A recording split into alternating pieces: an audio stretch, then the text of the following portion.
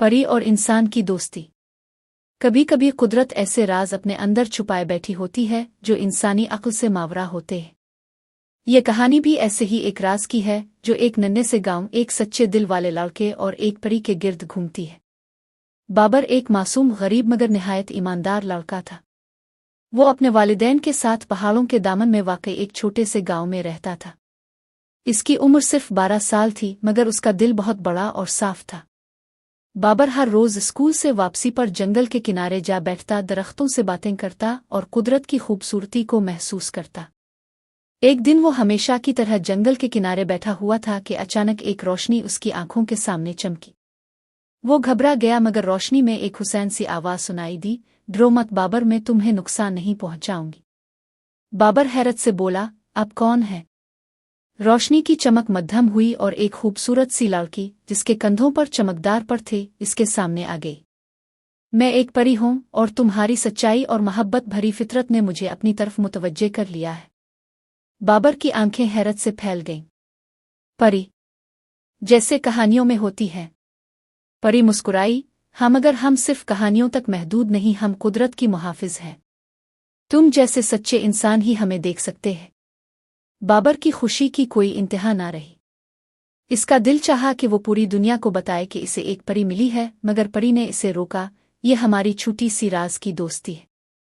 अगर तुमने किसी को बताया तो मैं हमेशा के लिए चली जाऊंगी। बाबर ने वदा किया कि वो किसी को कुछ नहीं बताएगा। इसके बाद रोज वो परी से मिलता जो अपना नाम नौरीन बताती।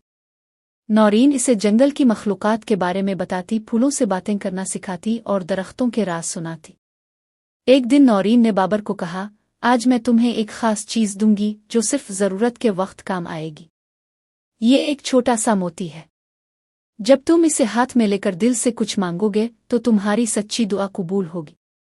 मगर याद रखना, इसे सिर्फ तब इस्तेमाल करना जब वाकई जरूरत हो। बाबर ने वो मोती हिफाजत से रख लिया। दिन गुजरते गए, बाबर और नौरीन की दोस्ती गहरी होती गई। वो घंटों बातें करते, खेलते और हंसते। लेकिन एक दिन गांव में कोहराम मुझ गया। बाबर के वालिद जो लकड़ियां काटने जंगल गए थे, दरख्त से गिरकर शदीद जख्मी हो गए थे। गांव का वाहिद हकीम भी शहर गया हुआ था और बाबर के वालिद की हालत बिगड़ती जा रही थी। बाबर दौड़ा दौड़ा घर आया, अपने बाप को तड़पता देखकर उसकी आंखों में आंसू आ गए।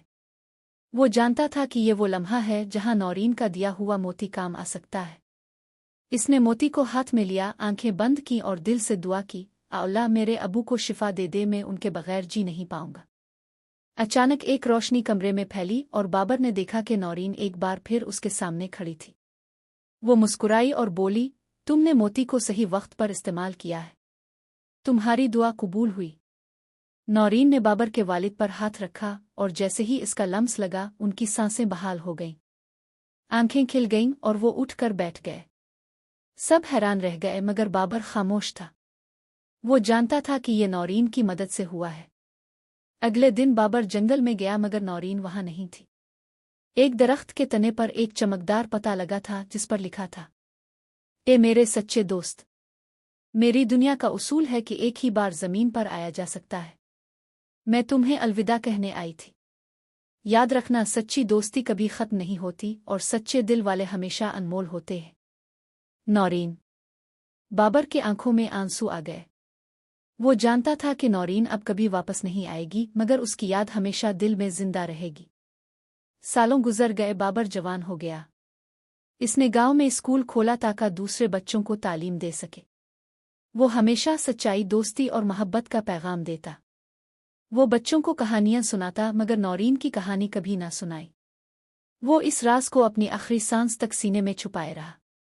आखिरकार जब बाबर बूढ़ा हो गया और जिंदगी की आखिरी सांसें ले रहा था, तो इसकी आंखों के सामने एक रोशनी चमकी।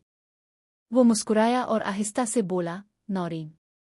और फिर वो रोशनी उसके साथ आसमानों की तरफ उठ गई। इखलाकी सबक। सच्चाई, ईमानदारी और मोहब्बत इंसान को वो मकाम दे सकती है जो जादू से भी बुलंद हो। जो दिल से दोस्ती करता है वो कभी तन्हा नहीं रहता, और कुदरत हमेशा सच्चे इंसानों की हिफाजत करती है। वीडियो पसंद आए तो चैनल को सब्सक्राइब और वीडियो को लाइक कर दें। शुक्रिया।